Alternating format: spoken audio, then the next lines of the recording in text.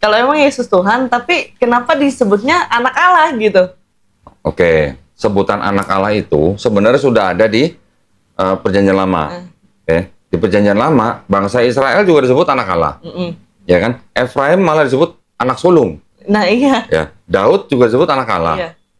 Adam juga disebut anak Allah. Iya. Nah, sebutan anak Allah itu sebenarnya adalah sebutan untuk orang-orang atau bangsa yang soleh atau pilihan gitu. Iya, umat pilihan lah. Bukan berarti anak Allah itu langsung jadi Allah. Nah, Tuh. itu sih yang jadi pertanyaannya, kalau emang dia Tuhan gitu, kenapa disebutnya itu anak Allah? Ya. Kenapa nggak disebutnya itu Allah Ya. gitu? Terus bukti lagi atau indikasi lagi bahwa Kristen itu memang terpengaruh oleh ajaran pagan. Pagan itu ajaran menyembah dewa-dewa ya. Ya. Yaitu tadi ada Hercules, ada Zeus. Ada anak, ada bapak. Ya kan? Iya, Jadi betul. Zeus disebut bapak, Hercules disebut anak. Zeus Hercules ini adalah anak dewa gitu. Iya. Jadi dia setengah manusia, setengah dewa. Apa bedanya sama Yesus? Iya benar. Benar. Apa bedanya sama Yesus? Nah. Yesus disebut sepenuhnya manusia, sepenuhnya Tuhan. Nah iya. Ya kan? Betul. Apa bedanya sama Hercules? Jadi ada konsep yang sama gitu. Konsepnya mirip. Jadi orang-orang pagan memang mempercayai dewa itu bisa jadi manusia. Ya, nanti punya anak dari manusia, punya anak setengah dewa, setengah manusia. Nah, konsep itu yang mungkin diadopsi oleh Kristen, khususnya di Perjanjian Baru. Ya, nanti ada lagi di daerah-daerah lain, orang menyembah dewa-dewa yang 3 tapi 1 tapi 3. Di Babilonia ada yang namanya Namrus, Tamrus, Semiramis. Pernah lihat dong patung Liberty? Nah, itu adalah gambaran Dewi Semiramis. Istrinya daripada Namrus. Gitu. Itu Trinitas pertama tuh, zaman dulu, zaman kuno, sebelum ada Yesus. Ribuan tahun sebelum ada Yesus. Sudah ada konsep Trinitas. Nah, konsep-konsep itu kan yang memang dipercaya oleh orang-orang zaman dulu. Mereka mengadopsi sampai Kristen pun mengadopsi. Nanti ada lagi pernah dengar Dewa Serapis? Belum. Di Mesir, ada di Mesir. Di kuilnya Serapis ada lambang salib. Tapi salibnya di atasnya kayak bundaran gini. Oh, ada gini. Terus akhirnya pas ada Kristen, lambang itu diambil, separuh dipakai oleh orang pagan, separuh dipakai sama Kristen, disempurnakan menjadi bentuk salib. Setiap bulan dulu perjamuan kudus kan? Iya. Ya dong. Iya. Makan hosti kan? Iya. Sama minum anggur kan? Betul. Inilah tubuhku, inilah darahku. Ya kan? Iya, makanlah tubuh dan minumlah darahku. Untuk apa? Untuk mengingat Yesus. Iya. Katanya kan? Betul. Barang siapa makan roti dan minum darahku, akan memperoleh hidup yang kekal. Nah, itu masih apa? Oke? Iya. Itu ternyata sama dengan Dewa Osiris di Mesir. Dewa Osiris, tubuhnya dilambangkan dengan roti, darahnya dilambangkan dengan darahnya dilambangkan dengan anggur. Barang siapa makan roti dan anggur, ya, tubuh dan darahnya Osiris akan memperoleh hidup yang kekal. Apa bedanya sama Kristen? Nggak ada bedanya. Tahu dong kata Injil, tahu kan? Tahu. Artinya apa? Kabar baik. Kabar baik betul. Ya kan, kabar baik, ada juru selamat yang lahir. Iya. Yesus kan? Iya, betul. Julius Caesar di inskripsinya Romawi disebut sebagai juru selamat. Untuk semua umat manusia. Kaisar Augustus juga disebut juru selamat. Kelahiran mereka berdua juga disebut sebagai kabar baik. Di Markus 1 ditulis apa? Inilah kabar baik. Iya. Nah, ini kabar baik, ini kabar baik. Semua juga kabar baik. Iya, betul. Namanya kelahiran kan. Jadi konsepnya memang banyak yang mengadopsi dari orang-orang yang memang sudah penganut pagan. Gitu. Makanya ada sebutan anak, ada sebutan bapak. Kalau ada sebutan anak, ada sebutan bapak, karena mereka melihat anak ini punya kemampuan lebih dari manusia lain, dituhankan.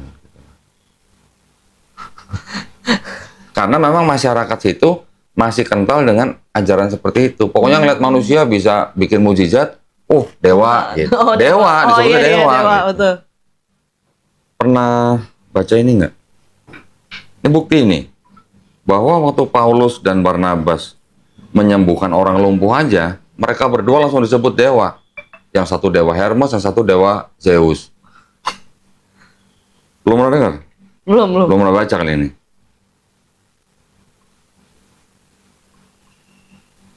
Ya, ditandain.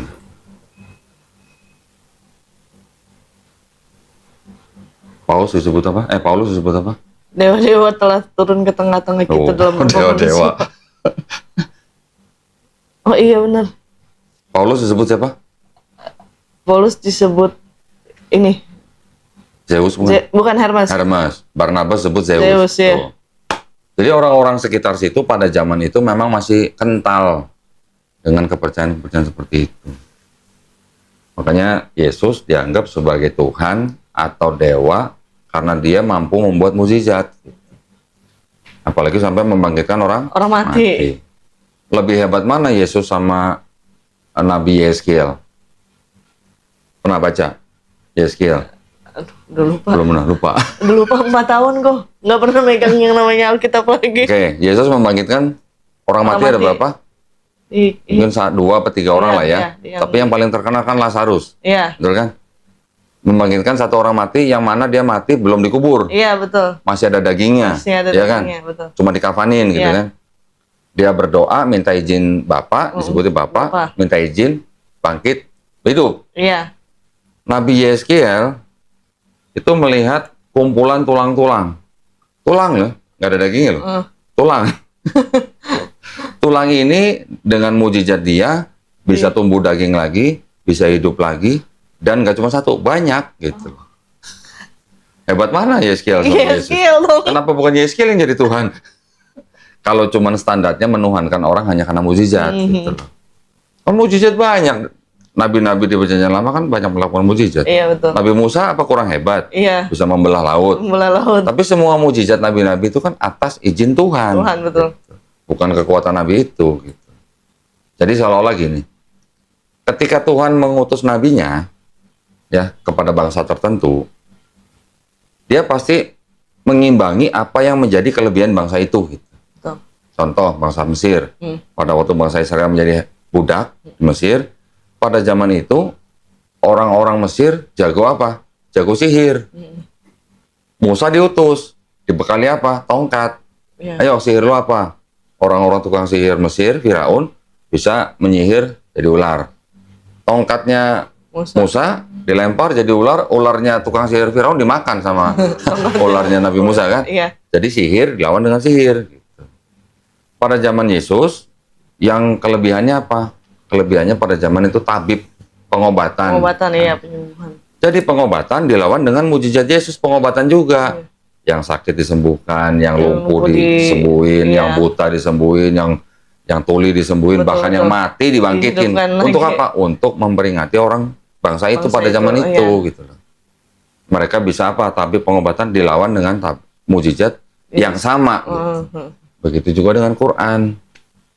Quran pada waktu diturunkan, bangsa Arab pada waktu jagonya apa? Jagonya syair.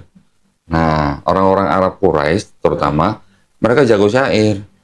Mereka ngelihat danau, mikirin cewek, bikin syair. Ngelihat pohon korma, apa, bikin syair. Semua dibikin syair sama orang-orang Arab. Dan memang mereka sangat hebat di dalam syair. Quran diturunkan, syairnya lebih hebat daripada syairnya orang Arab. Bahkan juara syairnya orang Arab mengakui ini nggak mungkin karangan manusia. Sampai begitu. Jadi Tuhan atau Allah Subhanahu Wa Taala tuh setiap kali mengutus Nabi selalu mengimbangi atau bahkan melebihi apa yang suatu bangsa itu punya. Gitu. Orang-orang pada zaman Yesus juga percaya seorang wanita bisa lahir tanpa ayah. Gitu. Ya kan? Sebelum-sebelumnya kan percayaan itu sudah ada. Iya. Ya kan? Makanya Yesus dilahirkan juga tanpa ayah. Nabi atau Isa Al-Masih gitu. Iya. Diciptakan oleh Allah Subhanahu Wa Taala hanya dengan apa? Hanya dengan kun fayakun. Iya. Jadi maka terjadilah. Iya, gitu. betul. Itu untuk mengimbangi juga gitu loh. Orang-orang yang percaya bahwa dewa ini apa nanti punya anak tanpa hubungan suami istri misalnya. Makanya kan banyak lambang-lambang atau patung, ya, patung-patung pagan itu yang ada sosok perempuan gendong bayi, itu disebut anak ajaib.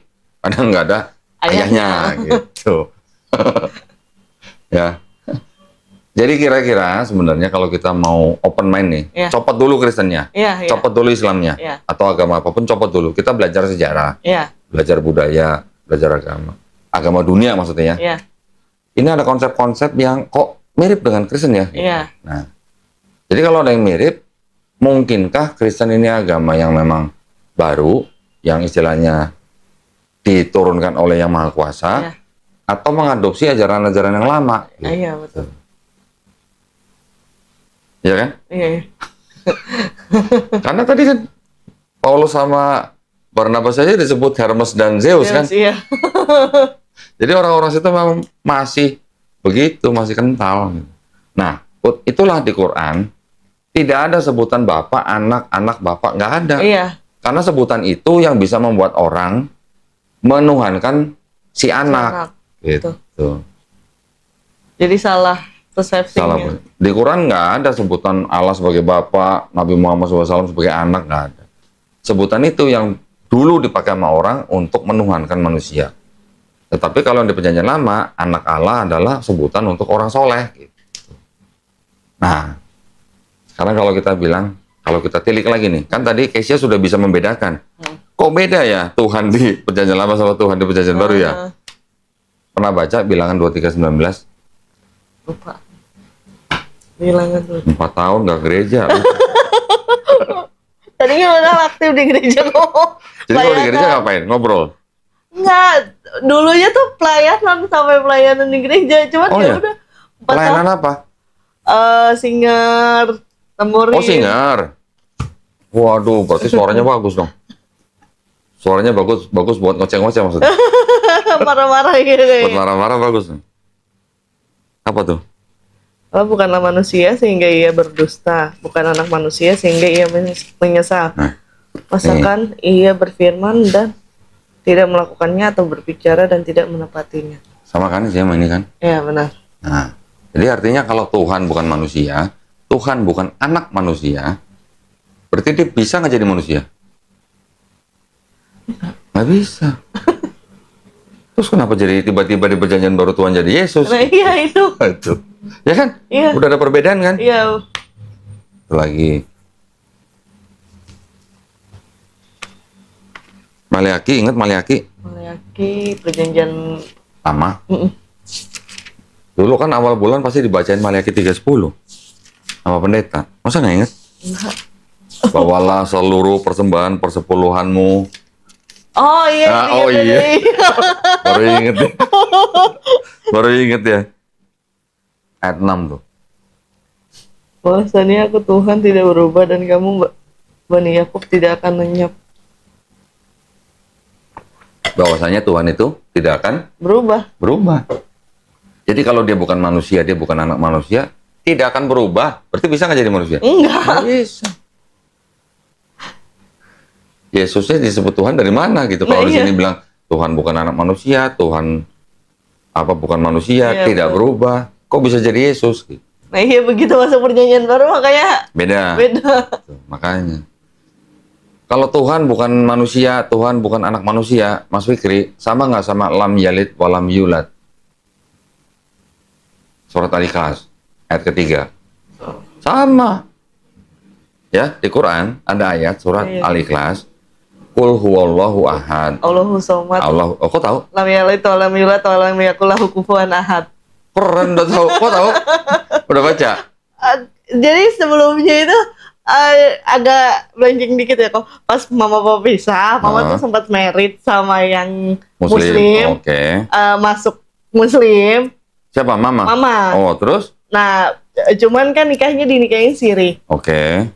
Terus? Jadi begitu pisah, Heeh. mama tuh ya balik lagi ke Kristen. Oh, jadi Mama udah nikah udah 2 kali berarti? Iya. Oh, oke. Berarti waktu itu tahu Al-Ikhlas dari Mama?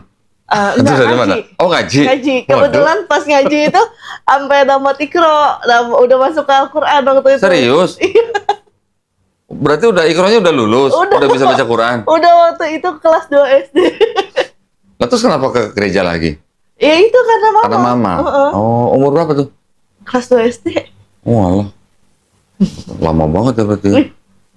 Nah sekarang, Makanya kayak kalau misalnya ajaran-ajaran waktu pas ngaji masih ada yang nempel oke. dikit.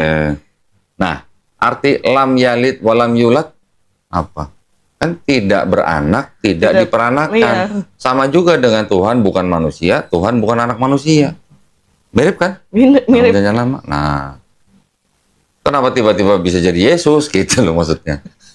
Sedangkan Yesus sendiri di Bible ngaku sebagai nabi. Iya. Dan nih, sekarang kalau nabi itu sama nggak sih sama utusan? Utusan itu nabi bukan? Nabi itu utusan. Utusan Allah Iya. itu nabi bukan? Iya. Nah, ini ada ayat 3 nih. Inilah hidup yang kekal, yaitu kekal itu yaitu bahwa mereka mengenal Engkau satu-satunya Allah yang benar dan mengenal Yesus Kristus yang telah Engkau utus. Utus. Iya. Utusan kan berarti kan? Iya. Berarti Yesus utusan kan? Iya. Nabi bukan? Nabi. Nabi. Yesus bilang apa nih? Yohanes 13. 16. 16. Ayat 16. Aku berkata kepadamu, sesungguhnya seorang hamba tidaklah lebih tinggi daripada tuannya, ataupun seorang utusan daripada dia yang mengutusnya. Utusan tidak lebih tinggi dari yang mengutus. Mengutus. Nah, berarti Yesus lebih tinggi dari Bapa nggak? Enggak dong. Enggak dong. Nah. Ada lagi nih yang Yesus bilang seorang nabi tidak dihormati di tempatnya sendiri. Itu Yesus bilang seorang nabi, berarti kan sama juga dengan dia. Iya. Bentar ya, bentar.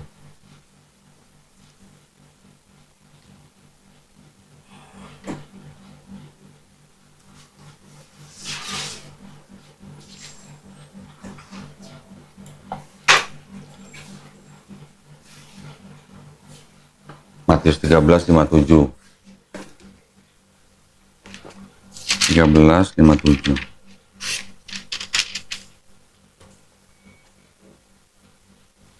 Nih, 57. Ayat Lalu mereka apa? Kecewa kan? yang ayat berapa kok? 57. 13:57. Lalu mereka kecewa dan menolak dia, maka Yesus berkata kepada mereka, seorang nabi dihormati di mana-mana, kecuali di tempat asalnya sendiri dan di rumahnya. Maksudnya itu siapa? Ya, dia. Ngomongin siapa tuh? Dirinya Dia ngomongin Yesus. Berarti kan Yesus ngaku sebagai nabi kan? Iya. Ada lagi. Orang lain nyebutnya nabi.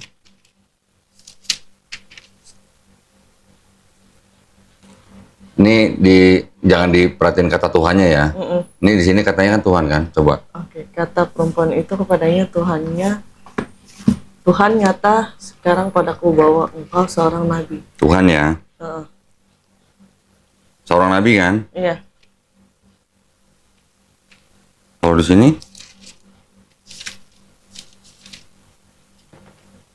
bandingin. Ini di sini Yesus sebut apa? Tuhan. Iya. Di sini Yesus sebut apa? Betul. Ya Tuhan, tentunya engkau ya Tuhan. Nah, beda. Oh Tuhan, ya Tuhan, tentunya engkau adalah seorang nabi. Harusnya Tuhan ya. Iya dong.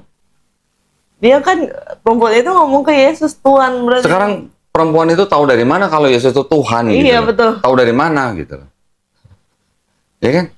Masa nyebut Tuhan, belum kenal tahu udah nyebut Tuhan. Ada perbedaan kan? Iya. Oke lah, nanti kalau Kristen bilang maksudnya Tuhan di sini adalah ya sesembahan Iya. gitu kan. Ya, tapi tahu dari mana tuh perempuan itu kalau Iya, Yesus itu itu Tuhan? Tuhan. Makanya dikoreksi. Ini terbitan 1974. Ini terbitan 2023. Oh yang terbaru ini. TB2 nih. Bandingin. Padanya Tuhan nyata sekarang padaku bahwa engkau seorang nabi. Ini apa? Ya Tuhan, Ini Tuhan. Bisa diganti ya? baru tahu ya? Baru tahu ya? Kalau bisa diganti-ganti begini, ini kitab suci bukan? Bukan dong. Lu yang ngomong ya bukan? Iya dong, kan harusnya kalau kitab suci ya nggak bisa diganti. Nah itu. Kenapa? Ini terjemahan, oke, ini terjemahan. Tapi gimana ya? Penggantian ini kan berarti ada maksud tertentu. Iya, betul. You know? Betul betul. Harusnya ada teks aslinya. Nah, ini ada teks aslinya nih di sini nih. Iya, teks Ini bahasa asli. Yunani nih. Di sini teks aslinya artinya itu memang harusnya Tuhan. Kalau lagi ngomong sama manusia, ya kita harus menempatkan pada konteks yang benar. Sebagai manusia ya kita sebut Tuhan. Gitu. Pernah dengar kata Gusti lah ya. Nah, Gusti itu kan bisa kepada manusia, bisa kepada Tuhan. Tuhan, betul. Kalau kita ngomong ditujukan kepada manusia, apa kita mau sebut Tuhan? Enggak. Gusti Pangeran, atau Gusti Nabi gitulah. Iya. Untuk orang yang kita hormati kita sebut dengan Gusti. Gusti, Tapi kalau kita ngomong kepada Tuhan, boleh Gusti Allah boleh. Itu kan harus tepat gitu loh konteksnya. Mau ke manusia atau mau ke Tuhan gitu. Nah itulah kata kurios itu. Nggak usah teks aslinya yang dirubah lah. Tapi penerjemahannya berubah aja, berarti kan ada maksud tertentu. Iya. Gitu. Dan menerjemahkannya jujur nggak gitu. Betul. Tapi karena punya doktrin, sudah punya doktrin nih, Yesus Tuhan. Makanya menerjemahkannya dengan doktrin gitu.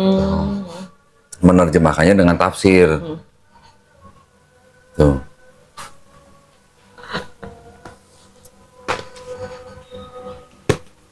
Udah 4 tahun gak ke gereja, lama juga ya? Lama. Udah nggak percaya Yesus Tuhan?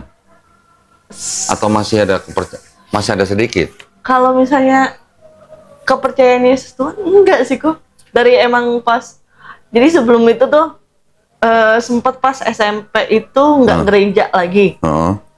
Kayak marah kan sama Tuhan, kayak kok Tuhan ngasih kayak gini sih, nyokap bokap pisah gitu, kenapa nggak bisa satu gitu. Udahlah, ngambek lah itu. Terus pas itu ada kali sekitar 2 tahun atau 3 tahun nggak gereja. ke gereja. Begitu gereja lagi, yang apa? Setiap dengar khotbah sama pendeta ngomong Yesus, Tuhan Yesus gitu, kayak aneh gitu. Menolak. Itu dari umur berapa tuh? Mungkin pas umur 15 apa? 15? Iya, 13 sama sekitar segitulah, 14-15 tahun. Iya. Udah nggak percaya Yesus Tuhan? Ya udah, Yesus tuh utusan gitu. Oke. Jadi kalau ke gereja percayanya Yesus Tuhan bukan? Enggak. Jadi kalau berdoa ya udah, ya Allah.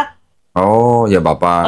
Ya Allah, ya Bapa. Baru yang nyebut Yesus tuh ya Yesus gitu. Nggak ada nama, nggak pakai Tuhan, embel-embel Tuhannya atau apa gitu.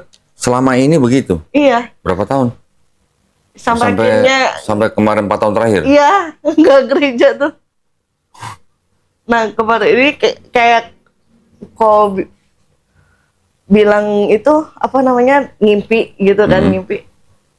Kalau masalah mimpi, jujur Keisha sering gitu istilahnya yang namanya 4 tahun belakangan ini tuh pas 2 tahun sebelum gereja, udah 2 tahun nggak gereja tuh ngimpi. Lihat apa? Kayak ada yang ngomong, cuman mukanya nggak jelas itu. Cuman bayangan putih. Oke, ngomong apa? Kamu mau kemana gitu? Cuma gitu doang? Iya. Terus udah bangun tuh. Oke. Terus setiap misalnya lagi bengong gitu. Cuman dalam hati tuh kayak ngucap lafal, entah itu yang Kisha inget tuh itu bahasa Arab. Cuman Kisha nggak tahu apa yang Kisha ucap gitu. Oh gitu. Berapa kali ngimpi gitu? Enggak, itu kalau itu kondisinya lagi bengong, kadang lagi bengong tuh tiba-tiba kayak ngucap, terus sadar sendiri, ngomong apa sih gitu. Oke. Kayak kok bisa gitu nyebut itu padahal artinya nggak tahu gitu. Iya. Oh.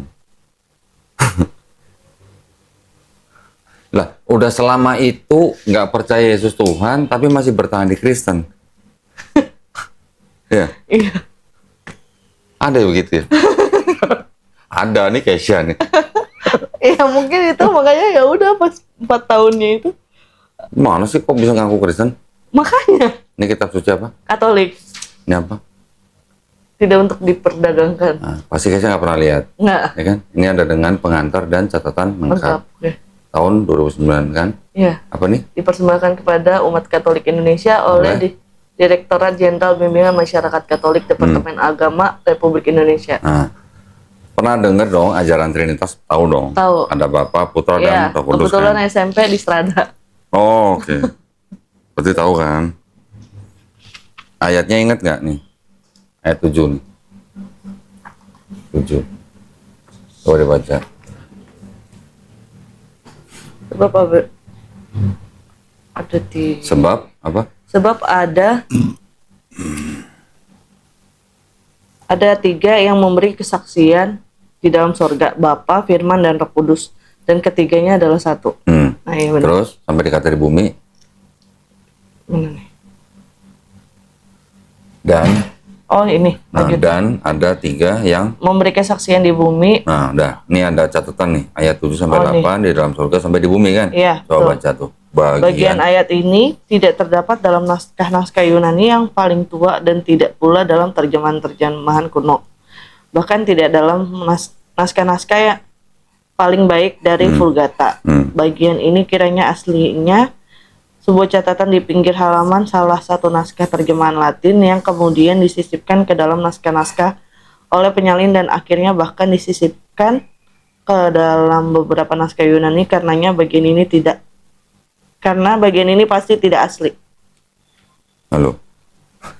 Tidak asli apa? Maksud dong? Nah, lo yang ngomong ya bukan gue. Dan ini baru satu ya. Dari sekian banyak. Banyak ayat yang seperti ini gitu. Disisipkan, ditambahkan, bahkan ada yang dipinjamkan. Oke. Dipinjamkan loh. Iya, iya. Pinjam nggak balik-balikin. Ya, kasih contoh lagi. Banyak yang begini.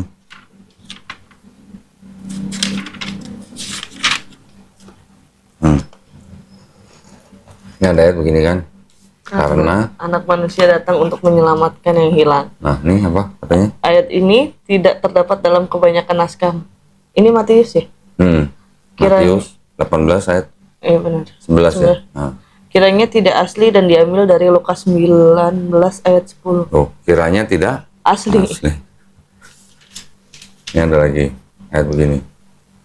Jenis ini tidak dapat diusir kecuali dengan berdoa dan berpuasa. Matius 17 ayat 21. Apa katanya? Ayat ini tidak asli dalam Matius tetapi diambil dari Markus 9 ayat 29 dengan ditambah dan berpuasa. Udah dipinjam ditambahin lagi Iya. kan? Nah, Banyak dong. banyak.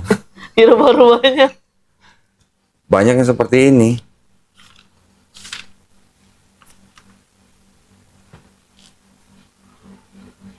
Nanti ada lagi begini nih. Bentar ya. Pernah dengar dong orang Kristen yang benar-benar taat gitu. Kalau dia dipatok ular nggak mati, kalau dia minum racun nggak mati. Pernah dengar kan? Berani minum racun? Enggak. Kenapa? Ada ayatnya kok. Matilah. Ada ayatnya, lu bakal selamat kalau minum racun. Kan udah nggak tahu. Oh berarti kata. Nah sekarang pendeta berani nggak? Nah, iya. Nah gitu ya.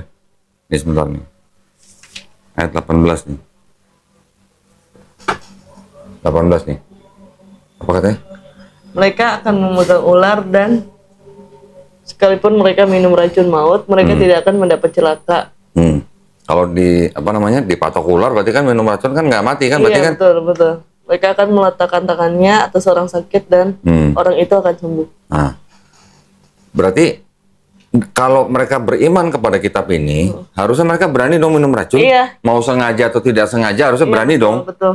Ada nanti yang bilang, oh itu kan kalau minum racun nggak disengaja atau mau dicelakain orang baru dia nggak mati. Nah ayat ini buat apa gitu loh? Kalau dia percaya dengan ayat ini, mau disengaja mau nggak disengaja, harusnya berani Iya, dong. betul, nggak gitu. usah takut. Ada nggak yang berani? Kalau kalau saya bilang sama pendeta, Pak Pendeta, jangan sekali-sekali minum racun atau berani pegang ular, dipatok ular hanya karena ayat ini. Jangan, saya bilang jangan mau, saya bilang gitu. Bukan karena saya bilang Pak Pendeta tidak beriman kepada Yesus, tapi karena ayat ini semuanya palsu. Nah, bagaimana tahunya kita ini ayat yang tidak asli? Dari ayat ke-9 sampai 20, ini kalau kita cek di manuskrip yang kuno, sekarang kita bisa buka di internet. Kodeks-kodeks yang dari abad ke-4, itu bisa dibuka. ayat-ayat ini nggak ada gitu. Oh, ditambahin ya. Tambahan.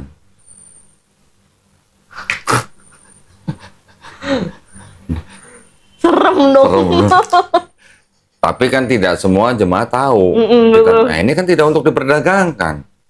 Ini yang pegang mungkin cuma calon-calon pastor.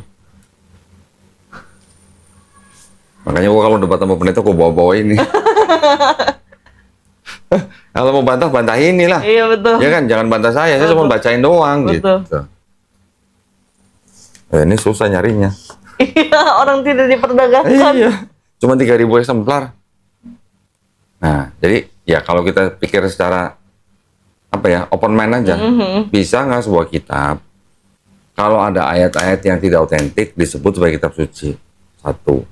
Bisa nggak kalau sebuah kitab ada kontradiksi-kontradiksi dalamnya disebut sebagai kitab suci? Nggak bisa. Nggak bisa. Bisa nggak sebuah kitab disebut sebagai kitab suci kalau di dalamnya ada ayat-ayat yang tidak sesuai dengan ilmu pengetahuan? Mau contoh nggak? Kelelawar itu burung bukan? Kelelawar burung, bukan dong. Bukan kan? Bukan. Mamalia kan? Iya. Tapi dia bisa terbang. Heeh. Ya. Tapi burung bukan? Bukan. Bukan. Di sini disebut burung. Salah nggak? Salah dong. Gitu. Semua hewan makan tumbuhan nggak? Enggak. Nah, makan apa? Ada yang makan Ada daging, yang makan daging, ada yang makan tumbuhan. Betul. Di sini bilang semua hewan makan tumbuhan. Kan salah berarti. Iya, betul. Tidak sesuai dengan ilmu pengetahuan. Karena kalau gua tanya, Yesus kan disalib di Bible. Kira-kira Yesus rela nggak disalib? Kalau logika manusia ya? Enggak, dari ayat-ayat Bible aja. Dari ayat Bible aja. Enggak kan? Taunya enggak dari mana? Ya dia aja kan pas pas di taman apa? Getsemani. Getsemani berdoa kan sama Allah. Dia berdoa sambil Ketakutan. Iya, ketakutan. Berarti dia kan nggak rela tuh, Iya, kelihatan nggak rela kan? Dia doanya apa? Jikalau bisa, lalukanlah cawan ini daripadaku. Iya. Cawan itu adalah lambang penyalipan. Berarti kan Yesus lagi minta kalau bisa aku jangan disalib dong. Iya, betul. Kan? Ya walaupun di akhirnya dikatakan tapi bukan kehendakku yang jadi, tapi kehendakmu yang jadi.